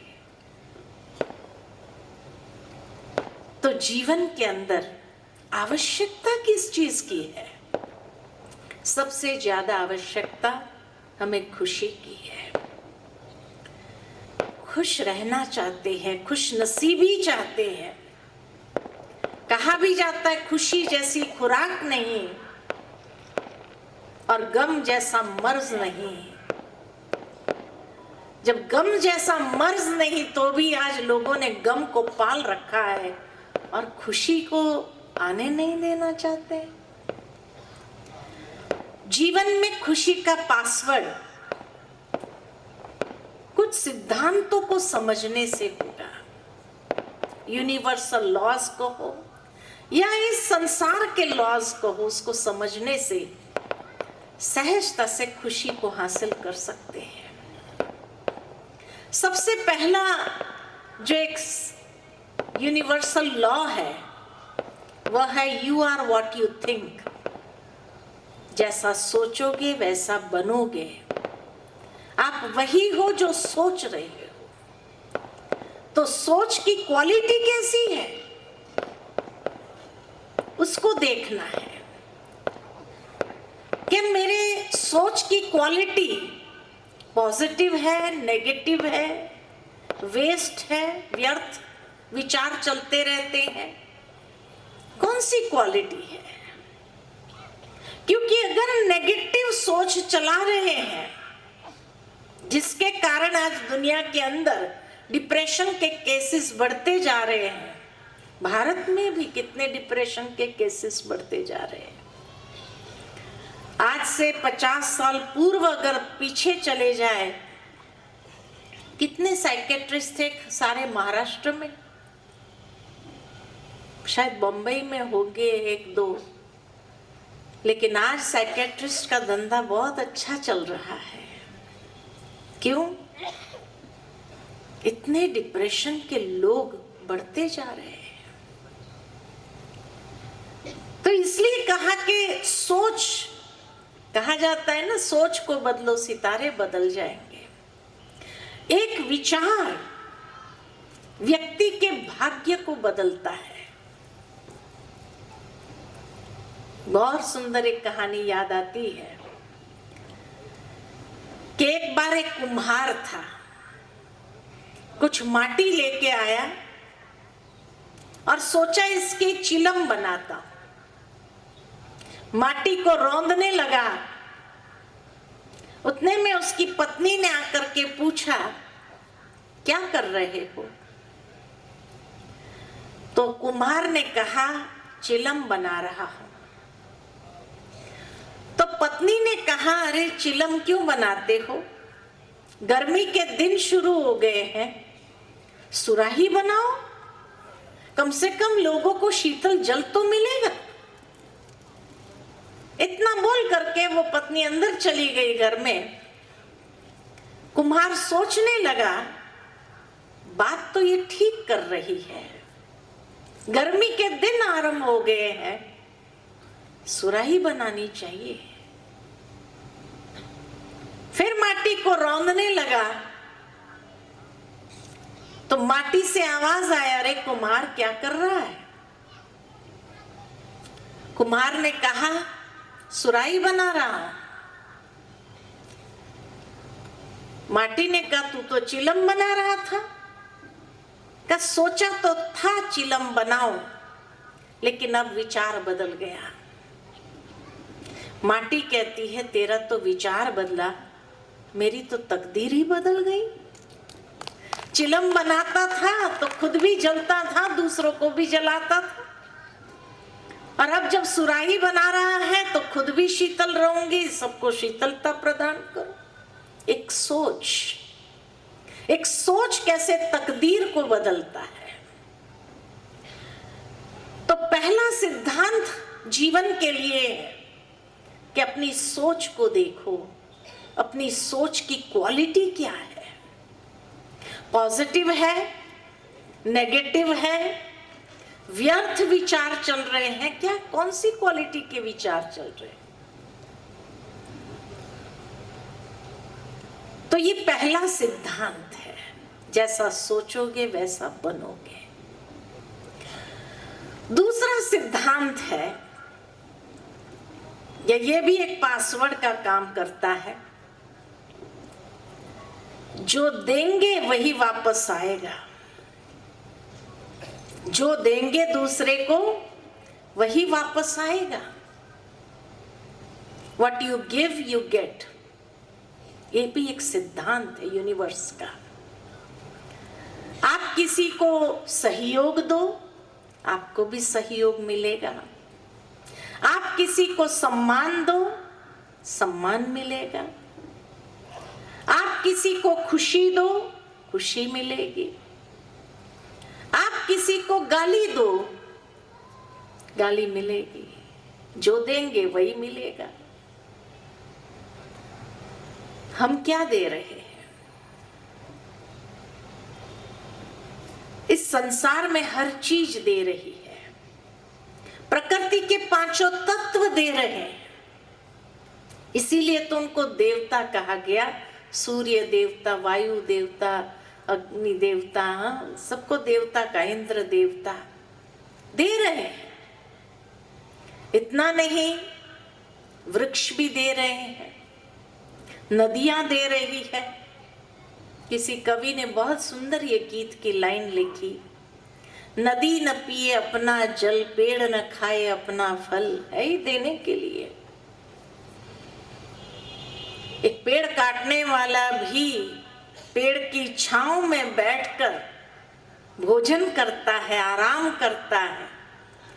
पेड़ ये नहीं कहता है तू मुझे काटने वाला है इसलिए मैं तुझे छांव नहीं दूंगा, मैं तुझे फल नहीं दूंगा, मैं तुझे आराम नहीं करने दूंगा, फिर भी वो करने देता है। इतना ही नहीं, लेकिन मनुष्य द्वारा बनी हुई चीज भी दे रही है। आज इंसान ने कुर्सी बनाई, ये कुर्सी आपको आराम दे रही है।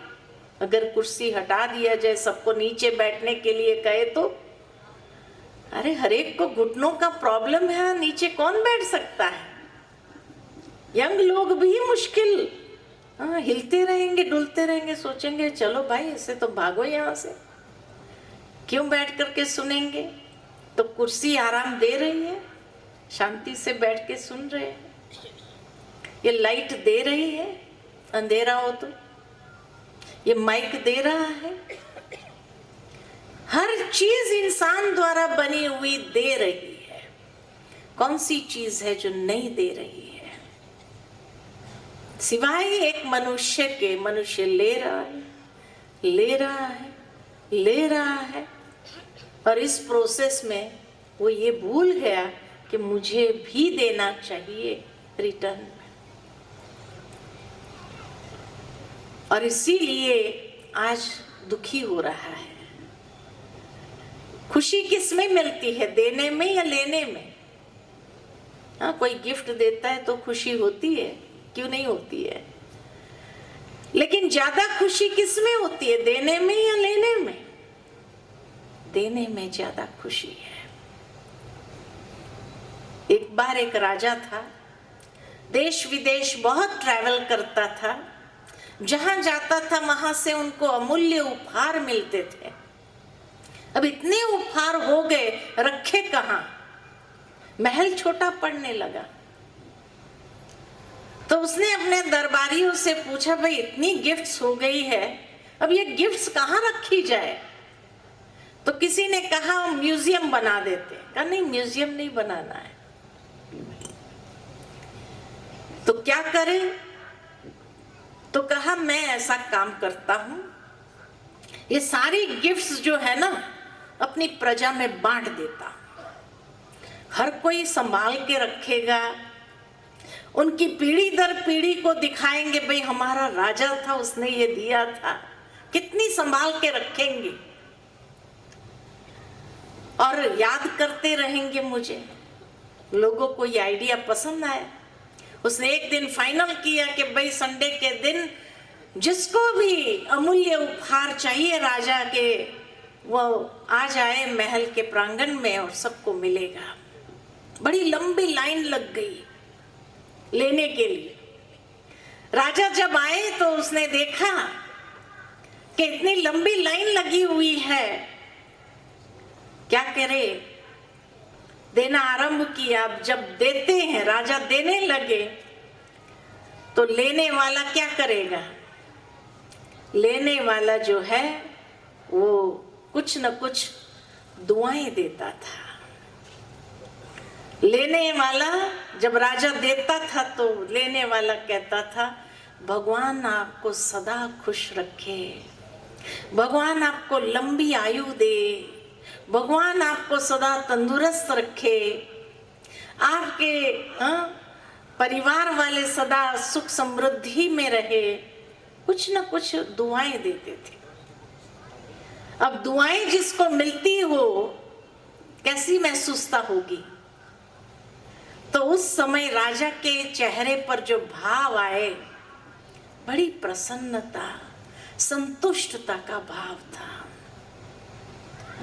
तो उस लाइन में एक फकीर था। फकीर ने जब देखा राजा के चेहरे के भाव, उसने सोचा यही चीज तो मैं अनुभव करना चाहता हूं, जिसके लिए मैं फकीर बना। लेकिन आज तक ये आनंद का अनुभव नहीं कर पाया, ये प्रसन्नता का, ये संतुष्टि का अनुभव नहीं कर पाया मैं। आज रहस्य समझा कि देने से मिलता है। तो फकीर ने सोचा मैं क्या दूं, मेरे पास तो कुछ है ही नहीं देने का जो मैं इस चीज को अनुभव कर सकूं। सोचते सोचते उसका नंबर आ गया। तो उसने पीछे वाले को कहा, आगे जाना चाहेंगे? अब कौन नहीं जाना चाहता है आगे? तो वो आगे चले गए पीछे वाले, और आगे जाने समय उसको दुआएं, भगवान सदा आपको खुश रखे। उसको लगा ये तो बहुत अच्छी टेक्निक है, मुझे और कुछ देना ही नहीं है, अपना टर्न ही तो देना है। उसने उसके पीछे वाले, आप आगे जाएंगे, वो भी उसको दुआ देता गया, भगवान आपको सदा स्वस्थ रखे, खुश रखे, मौज में रखे। हर कोई देने लगा। उसके चेहरे पर भी वो भाव प्रसन्नता के, खुशी के, आनंद के, और वो वहां से बिना कुछ लिए ही चला गया। जब लाइन पूरी हो गई तो राजा ने अपने गुप्तचरों से कहा कि जरा नगर में घूम के तो आओ, लोग क्या बातें करते हैं, क्या उन्हें गिफ्ट्स पसंद भी आई, क्या कह रहे हैं, जरा सुन के आओ। गुप्तचर गए और राजा के विषय में हर कोई बड़ी वाहवाही कर रहा था। लेकिन एक जगह जब गए तो देखा कि राजा की वाहवाही चल रही थी। वहां एक व्यक्ति ने कहा, अरे उस लाइन में एक फकीर था, उसने कुछ नहीं लिया और वो हर एक को आगे करता गया। बड़ा अच्छा भला व्यक्ति था वो भी, उसकी भी वाहवाही होने लगी। गुप्तचरों ने आकर के राजा को यह संदेशा दिया कि आपकी तो वाहवाही हो रही थी, लेकिन आपके साथ साथ एक फकीर की भी वाहवाही हो रही थी। कहा उसने क्या दिया? कहा उसने कुछ नहीं, बस टर्न आगे दे रहा था, सबको आगे कर रहा था, और उसने कुछ लिया भी नहीं। ऐसे बात कर रहे हैं लोग। राजा ने कहा उसको बुला के ले आओ। कहा वो तो किसने देखा, कौन था और कहाँ चला गया होगा, मालूम भी नहीं।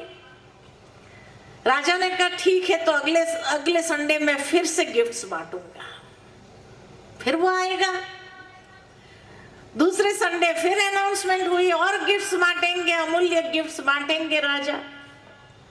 जिसको चाहिए वो फिर लाइन में लग जाए। फिर लाइन लग गई, फिर वो फकीर आ गया। जैसे राजा देने लगे, वो फकीर एक एक को आगे करने लगा। राजा की नजर पड़ी, राजा ने लाइन को रोक दी और फकीर को बुला, इधर आओ, जो चाहिए लेके जा, ये टर्न बांटने का काम नहीं कर। यहां मेरी वाहवाही के साथ तेरी वाहवाही भी इतनी हो रही है, जब तुम कुछ नहीं दे रहा है, खाली टर्न दे रहा है। फकीर ने कहा मुझे कुछ नहीं चाहिए, मुझे जो चाहिए था वो तो मुझे मिल गया। कहा क्या चाहिए था? कहा जब आप बांटते थे ना, तो आपके चेहरे पर जो भाव था, जो आनंद था, मैं उसी चीज को अनुभव करना चाहता था, लेकिन मेरे पास तो कुछ था ही नहीं, मैं क्या देता था? इसलिए मैंने टर्न बांटने का काम किया और मुझे मिल गया, वो अनुभव मुझे मिल गया। मुझे और कुछ नहीं चाहिए। जीवन के अंदर चीज वस्तु ही देना चाहिए तो ही खुशी मिलेगी, ऐसा नहीं है। उसके अलावा भी बहुत कुछ दे सकते हैं। आप किसी को मोटिवेट कर सकते हो, आप किसी को शुभ भावनाएं दे सकते हो, आप किसी को दुआएं दे सकते हो, आप किसी को सहयोग दे सकते हो, किसी को सम्मान दे सकते, बहुत कुछ दे सकते हैं। दे करके तो देखो कि आपकी झोली में वापस क्या आ रहा है, और एक बार इसका टेस्ट लग गया ना, बस देना चालू कर देंगे। देते जाओ, देते जाओ। ये खुशी का पासवर्ड है। अनुभव करके देखो, हम देना भूल गए हैं और लेने की प्रवृत्ति हमारी इतनी बढ़ गई है। चाहिए चाहिए कि चाहना, ये चाहिए, वो चाहिए, ऐसा चाहिए, वैसा चाहिए, ये चाहिए चाहिए चाहिए, इसी ने तो लोगों को दुखी कर दिया है। जब वो मिलता है तब तक तो ठीक, नहीं मिला तो क्या होता है? आप डिजाइनर ड्रेस लेकर के आए, कोई पार्टी में, कोई शादी में जाना है, पहन कर गए और इंतजार कर रहे हैं कोई कहे ड्रेस कैसा है। अरे कोई बोल ही नहीं रहा है। जब नहीं बोल रहा है तो बड़ी अंदर उथल पुथल होने लगी। इतना महंगा डिजाइनर ड्रेस पहन के आए, कोई कॉम्प्लीमेंट भी नहीं दे रहा है कि बहुत अच्छा है, आपको जचता है, ये भी नहीं कह रहे। आखिर पूछ ही लिया किसी को कैसा लग रहा है, सामने वाले ने कहा डिजाइनर लग रहा है, हाँ बहुत महंगा है। कहा, सामने वाले ने कहा कोई और कलर नहीं था, थोड़ा लाइट होता था ना तो और जचता था आपके ऊपर, ये थोड़ा है ना आपका डल कर रहा है। अब बताओ खुशी रहेगी या नहीं रहेगी? कब घर जाए? मतलब दूसरों के ओपिनियन पर तो हमारा जीवन चल रहा है, हमारा अपना चॉइस है। खुशी से हम लेकर आए और पहनने के बाद अगर किसी और ने कुछ और ओपिनियन मजाक मजाक में ही कह दिया कि देखे आज देखो कैसे चलता है ये, या कैसे उसको लगता है, और इतना कह दिया, कोई और कलर होता था तो बड़ा बड़ा जचते थे आप, इसमें थोड़ा डाउन लग रहा है। बस उसके बाद कब घर जाए, कब ये ड्रेस चेंज करे और कब उसको दोबारा पहनेंगे? कभी नहीं पहनेंगे, वो पड़ा रहेगा। दूसरों की ओपिनियन पर जिसका जीवन चलता हो उसका यही हाल होता है। इसलिए आप जब अपनी चॉइस से ले आए हैं तो पहनो खुशी से। किसी का और ओपिनियन लेने की जरूरत नहीं। अगर दे दिया तो बहुत अच्छा, स्वागत करो, नहीं दिया तो कोई बात नहीं, दुखी मत हो जाओ, है ना? आप उनको अच्छे से अच्छा ओपिनियन दो, देखो वो आपको भी अच्छा ओपिनियन ही देंगे। आप उनको अच्छे शब्द कहो, वो भी आपको अच्छे शब्द ही कहेंगे। What you give, you get। ये एक अनादि सिद्धांत है। तीसरा सिद्धांत है, तो पहला सिद्धांत जैसा सोचोगे वैसा बनोगे। दूसरा सिद्धांत जो देंगे वही वापस आएगा। तीसरा सिद्धांत जो परिस्थितियां, समस्याएं, चुनौतियां जीवन में आती है, जो तनाव में ले आती है, तो ये सोचो कि हर परिस्थिति कुछ न कुछ देने आ रही है, कुछ न कुछ प्रदान करने आ रही है। जब वो देने आई है, क्या दे रही है? या तो कुछ सीख दे जाएगी, या कुछ अनुभव दे जाएगी, या कुछ न कुछ अच्छा रिजल्ट दे जाएगी। बस थोड़ी सी हमें मेहनत करनी होती है और थोड़ा सा पुरुषार्थ करें और देखो प्राप्ति कितनी अधिक हो जाती है। जीवन में चढ़ाव उतार ये तो स्वाभाविक है, उतार चढ़ाव आना ये तो स्वाभाविक है। एक बार एक डॉक्टर जैसे बात हो रही थी तो कहने लगे कि जब हम किसी का हार्ट का कार्डियोग्राम लेते हैं ना, तो कार्डियोग्राम का जो ग्राफ होता है ना, ऐसे ऊपर नीचे वाला आता है, और जब ऐसे उतार चढ़ाव वाला आता है तो उसको हम कहते हैं नॉर्मल है। अगर सीधी लाइन आ जाए तो क्या कहेंगे? तो जीवन में भी सीधी लाइन नहीं चाहिए, नहीं तो जिंदा लाश हो जाएंगे। उतार चढ़ाव आना माना आप जिंदा हो, तभी आपके जीवन में उतार चढ़ाव आ रहा है। और ये उतार चढ़ाव ही आपको बहुत कुछ अनुभव देके जाता है। आप इतने अनुभवी बन जाते हैं इन उतार चढ़ाव में ही। तो इसीलिए सीधी लाइन कभी ना आए अपने जीवन में, नहीं तो आप भी बोर हो जाएंगे और जिंदा लाश बन जाएंगे। उतार चढ़ाव है, उसको आनंद लेते जाओ, उसको ये महसूस करो कि बस ये भी हमें कुछ आगे बढ़ाने के लिए ही आई है। सिम सिम दरवाजा खुल जा, होता है ना खेल, सिम सिम दरवाजा खुल जा, और जैसे ही खुल गया तो आगे बढ़ना होता है।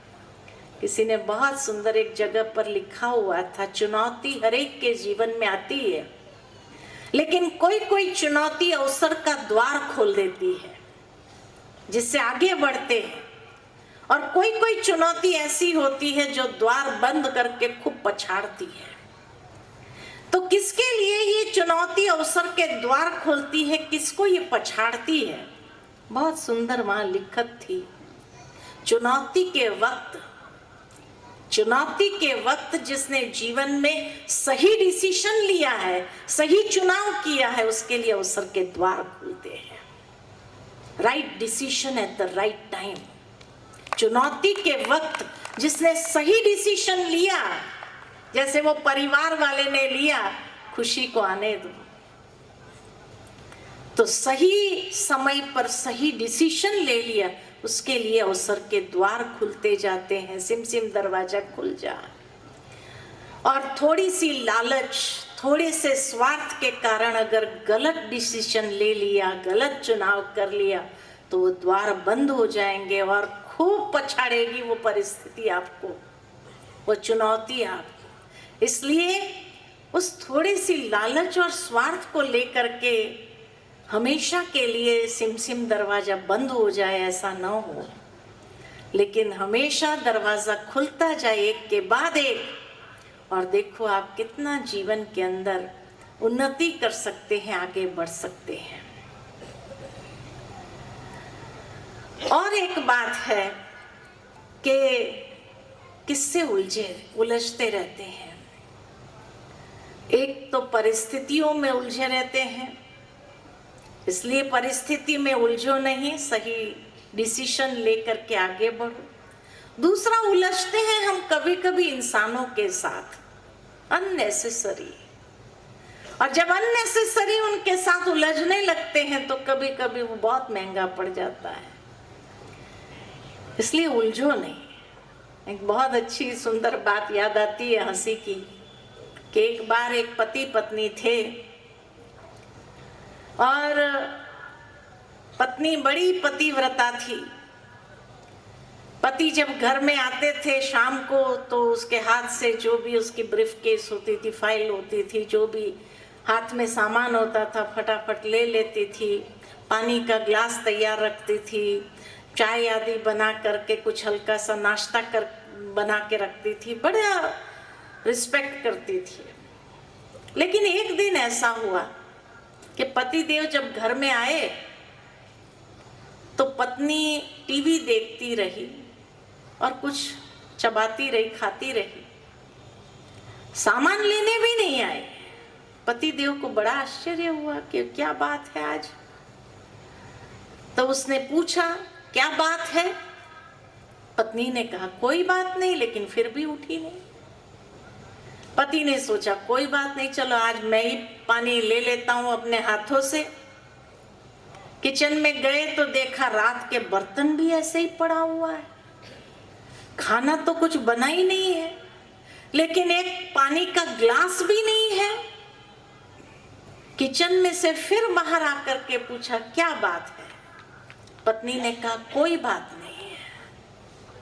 पति ने सोचा चलो खुद ही मैं पानी का एक ग्लास धुलाई करके पानी लेकर के पी लेता हूं। उसने ग्लास धुलाई किया, पानी लेकर के पी लिया। फ्रेश होने गए कमरे में तो देखा कि कमरे में सारा सामान ऐसा बिखरा पड़ा है, रात का बिस्तर भी ऐसा ही पड़ा है, कुछ समेटा ही नहीं है, कुछ भी हुआ ही नहीं है, न सफाई हुई है। अब उनको झुंझलाहट आ गई और कमरे से बाहर आकर पत्नी से पूछा आखिर बात क्या है। पत्नी ने कहा आप रोज शाम को घर आते हो, एक ही बात आप कहते हो मुझे, तू सारा दिन करती क्या है, तू सारा दिन करती क्या है। आज मैंने कुछ नहीं किया, आप देख सकते हो घर का हाल क्या है। इसीलिए कभी खास करके पत्नियों से उलझना नहीं, क्योंकि उलझेंगे तो अगर वो स्ट्राइक पर चली गई ना तो क्या होगा घर का हाल सोच सकते हैं। ये तो एक लाइटर टोन में था, कहने का भावार्थ कि कभी कभी हम बिना सोचे समझे ऐसे शब्द उच्चारण कर लेते हैं जो किसी के दिल को लग जाते हैं। हमने तो स्वाभाविक रीति से कह दिया, बाद में जब पता चलता है तो अब सॉरी भी नहीं कर पाते हैं, कहीं आपका ईगो हर्ट होता है। लेकिन आपने उसके ईगो को हर्ट कर दिया तो बहुत मुश्किल होता है। तो इसीलिए जो है इंसानों से भी उलझना नहीं, सुलझे हुए जितना रहोगे उतना फायदे में रहोगे। और एक बात में उलझे रहते, किसमें? एक खिलौना हर एक के हाथ में आ गया है जिसमें सारा दिन उलझे रहते हैं। लोगों के पास टाइम ही नहीं है, बात करने का भी टाइम नहीं है। आज मान लो कि घर में 4 मेंबर हैं, चारों लगे हुए होते हैं, दूर दूर से हमारा कनेक्शन एस्टैब्लिश हो गया, दुनिया बहुत छोटी हो गई, लेकिन साथ वाले से क्या हो रहा है, उनके जीवन में क्या हो रहा है या उनको क्या हो रहा है, उसको जानने की हमारे पास वक्त नहीं है, टाइम नहीं है।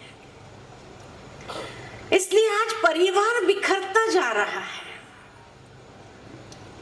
किस तरह सारा दिन उस मोबाइल में लगे रहते हैं, पता नहीं क्या उसमें मिल रहा है उनको, ऐसी कौन सी खुशी मिल गई है कि कई लोगों को आज फोन का भी इतना एडिक्शन हो गया है कि उसके भी सेंटर्स खोलने पड़ रहे हैं दुनिया के अंदर कि भाई मोबाइल डी एडिक्शन, नशा क्या एडिक्शन हो जाए वो तो आपने देख लिया, लेकिन मोबाइल का एडिक्शन, और उस मोबाइल से भी जैसे अपने आप को दूर नहीं रख पाते हैं। एक बार कि आज बच्चे भी, कई माँ बाप कहते हैं हमारा बच्चा जो है बिना मोबाइल तो खाना नहीं खाता है, बिना मोबाइल तो ये नहीं करता है, उसको अगर मोबाइल दो तो ही वो बात सुनेगा, नहीं तो मोबाइल के बिना तो वो बात नहीं सुनता है, पढ़ाई नहीं करता है। कितने माँ बाप की आज ये शिकायत है कि बच्चे पढ़ते नहीं हैं मोबाइल के कारण। एक बार मेरा कार्यक्रम था कहीं पर, और जैसे ही वहां गए तो वहां पर हॉल के बाहर लिखा हुआ था वाईफाई जोन। तो मैंने, बहन जी जो से थे मेरे साथ, उनको मैंने कहा आप कहाँ ले आए मेरे को, अब यहाँ क्या प्रवचन करेंगे, वाईफाई जोन है तो सारे लोग तो मोबाइल पर लगे होंगे, तो भाषण क्या सुनेंगे, कितनी भी अच्छी बातें सुनाओ वो क्या सुनेंगे। तो मुझे कहा कि आप चलो तो सही अंदर। तो जैसे ही अंदर गए तो वाईफाई का मतलब लिखा हुआ था wifi without internet family interaction. बहुत सुंदर, मुझे कभी भूलता नहीं वो स्थान। और जैसे वह एक बॉक्स बनाया था, हर एक को अपना नाम उसके ऊपर मोबाइल पर लिख करके उस बॉक्स में जमा कर देना होता है, कोई लेकर के अंदर नहीं जा सकता है। Family interaction. और कहाँ देखा तो लोग कैरम खेल रहे हैं, कहाँ देखा तो बच्चे सांप सीढ़ी खेल रहे हैं। अरे पुराने पुराने खेल, एकदम इतना सुंदर माहौल था, इतना सुंदर माहौल था, क्या खुश थे बच्चे। बच्चे को अगर मोबाइल से छुड़ाना होगा तो आपको भी क्या करना होगा। आप अगर लगे रहेंगे और बच्चे को तुम पढ़ाई करो, कैसे करेगा बच्चा। तो इसके लिए जब उस वाईफाई जोन में चले गए, विदाउट इंटरनेट फैमिली इंटरैक्शन, और वहां बच्चे इतना प्यार से जो खेल रहे थे और आनंद में थे, सारा माहौल इतना आनंदमय था, बड़ा अच्छा लगा मुझे। भावार्थ ये कि जैसे भक्ति के अंदर सप्ताह में लोग उपवास करते हैं, है ना, कोई सोमवार करता है, कोई गुरुवार करता है, किस लिए करते हैं? सुख शांति खुशी के लिए, या ईश्वर के आशीर्वाद प्राप्त करने के लिए। क्या ये हो सकता है कि सप्ताह में एक दिन हम मोबाइल का उपवास करें? कर सकते हैं? अरे अर्जेंट मैसेज होगा तो अड़ोसी पड़ोसी कहाँ भी लोग कांटेक्ट कर लेंगे आपको। इतना जरूरी नहीं है कि आज से 20 साल पहले जब मोबाइल नहीं थे तो हमारा जीवन नहीं चलता था क्या? आज मोबाइल की इतनी अधीनता हो गई जो हम एक दिन भी उसका उपवास करने के लिए तैयार नहीं। क्या समझते हैं अमरावती वाले उपवास कर सकते? हफ्ते में एक दिन खाली। देखो तो सही, एडिक्शन है या नहीं है? हाँ? कर सकते, जो कहते हैं हम कर सकते हैं, जरा हाथ तो खड़ा करो। एक दिन हफ्ते में उपवास मोबाइल का। क्यों आगे की लाइन नहीं कर सकती है? क्या माताएं नहीं कर सकती है? अपने बच्चों के लिए कर सकते हैं। वाह, मैं समझती हूँ अगर हफ्ते में एक दिन भी ये उपवास कर लेंगे ना तो बहुत बड़ा पुण्य मिल जाएगा, क्योंकि आपके पास टाइम ही टाइम होगा। आप अनुभव करके देखो कितना टाइम होगा आपके पास, क्या रचनात्मक कार्य आप कर सकेंगे उस दिन। और इतना अच्छा महसूस होगा। आपके परिवार वालों को कुछ अच्छा बना करके आप खिला सकेंगे, सब मिल करके बैठ करके प्यार से खाएंगे। एक दिन करके तो देखो, करके देखेंगे सभी, हाँ?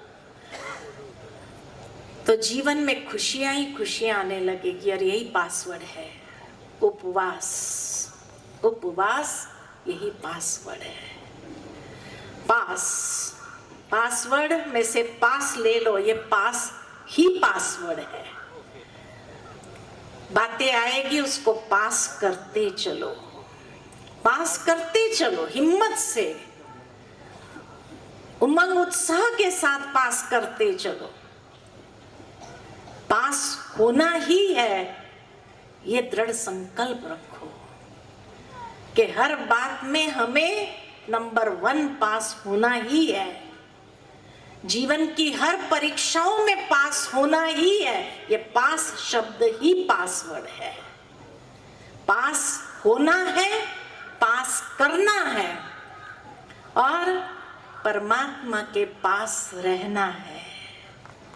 अपने बुद्धि का योग उस परमात्मा के पास रख करके देखो कितनी ये पास शब्द यही पासवर्ड है खुशी के लिए। और जब ये पासवर्ड को आप यूज करेंगे, जीवन के सिद्धांतों को समझा है उसको यूज करेंगे, अप्लाई करेंगे और वाईफाई जोन में अगर हफ्ते में 1 दिन भी रहेंगे, यही पासवर्ड है। देखो आपकी जिंदगी खुशियों से भर जाएंगी। इन्हीं शब्दों के साथ वाणी को विराम देती हूँ। ओम शांति। खुश कर दिया है। आप थोड़ा सा बैठे, सभी को विनम्र अनुरोध है और तालियों में कमी न हो।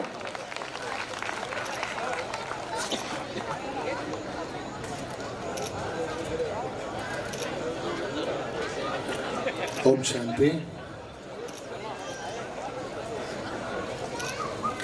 आज इस सुनहरे अवसर पर मैं आशा करता हूं कि आपने सभी ने इस प्रोग्राम का भरपूर आनंद लिया होगा।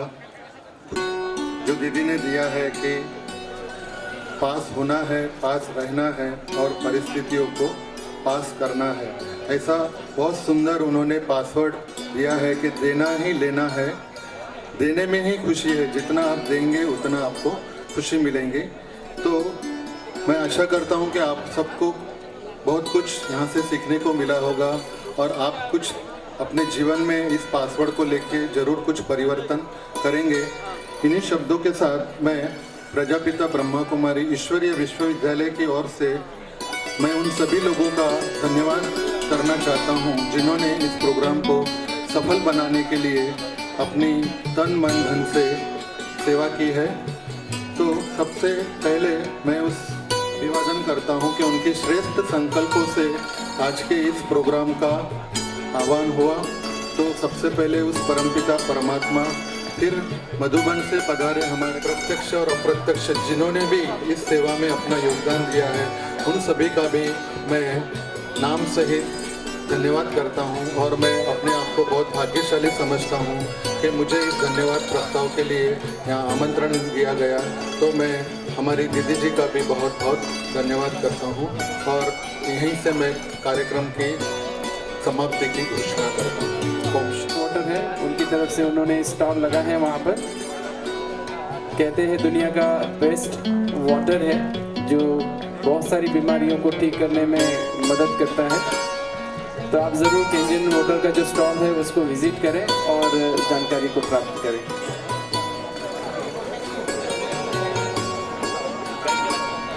और एक सूचना मैं आप सभी को देना चाहूँगा कि सभी कृपया भोजन करके ही प्रस्थान करेंगे। और साथ ही साथ आज दीदी ने बहुत सुंदर सा हमको पासवर्ड दिया है खुशी का। इस खुशी को प्राप्त करने के लिए, इस पासवर्ड को प्राप्त करने के लिए एक 7 डेज का राजयोग मेडिटेशन कोर्स होता है जो ब्रह्मा कुमारी के सभी सेवा केंद्रों पर निःशुल्क सिखाया जाता है। तो आप सबसे विनती है कि अपना समय में से समय निकाल कर आप राजयोग ज़रूर सीखिए, ब्रह्मा कुमारी सेंटर को ज़रूर विजिट करिएगा। ओम शांति।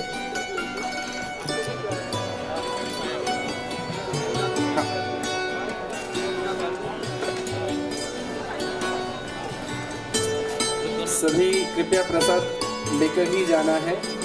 आदरणीय लप्पी भैया की स्पेशल गुजारिश है आप सभी से कि सभी भोजन करके ही जाएं।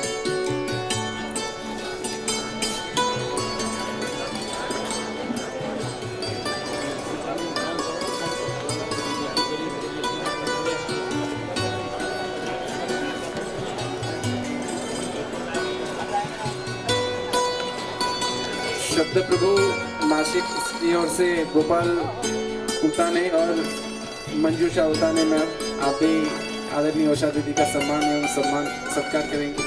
पतंजलि योग समिति की ओर से भी आए हैं, कृपया एक एक करके जाएं। आप थोड़ा साइड खड़े रह सकते, इधर आइएगा, आइए आगे।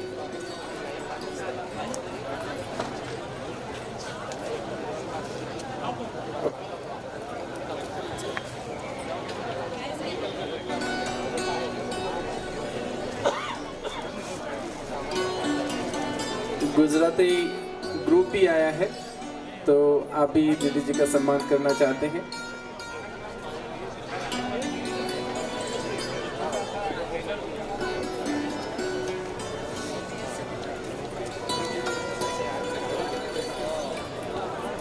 आप सबसे गुजारिश है कि थोड़ा सा समय राह देखें। सिटी चैनल से एक बाइट लेना चाहते हैं दीदी जी का।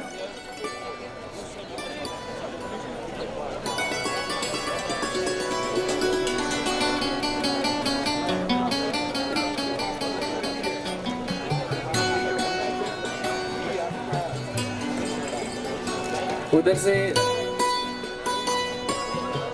सभी एक साथ आए तो ग्रुप फोटो भी हो सकता है ठीक से।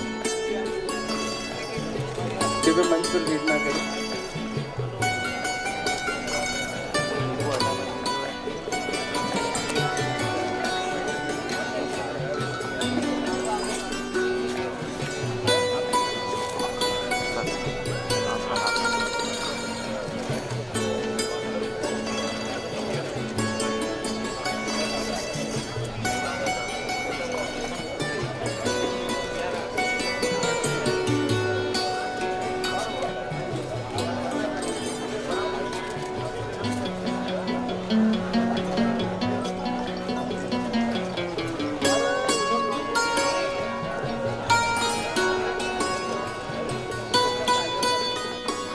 और इन लोगों को आगे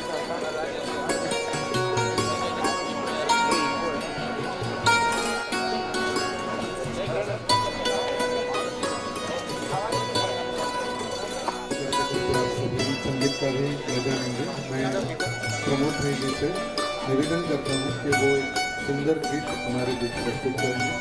प्रमोद भाई।